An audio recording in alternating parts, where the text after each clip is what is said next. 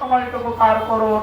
আমরা দেখি সীমান্তে হত্যা হয়, আমরা দেখি রাতের বেলায় চোরাগুপ্তা হামলা হয়, আমরা দেখি মাদকের ছয়লা পড়ে যাচ্ছে, আমরা দেখি এই যুব সমাজ আজকে বিপদে চলেছে।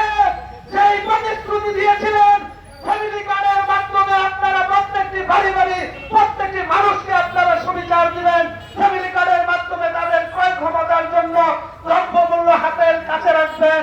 কিন্তু আজকে তো আমরা দেখতেছি ফ্যামিলি কার্ডের পরিবর্তে আপনারা আপনাদের ছাত্র সংগঠনের আছে মানুষ হত্যার কার্ড তুলে দিয়েছেন।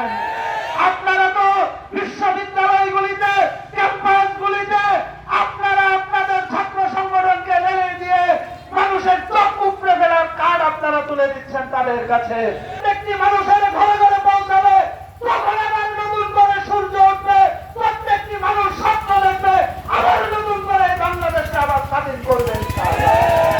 তাই আমার প্রিয় নালিতাবাড়িবাসী, আপনাদেরকে উদাত্ত আহ্বান জানাবো, আপনারা আপনাদের জায়গা থেকে ধৈর্যশীলের পরিচয় দিয়ে নিজেদের সম্মান মর্যাদা রক্ষা করে আমরা যেন আমাদের এই নালিতাবাড়ির প্রত্যেকটি মানুষের অধিকার আদায়ের জন্য প্রতিটি আন্দোলন সংগ্রামে আমরা থাকতে পারি, সেই উদাত্ত আহ্বান জানিয়ে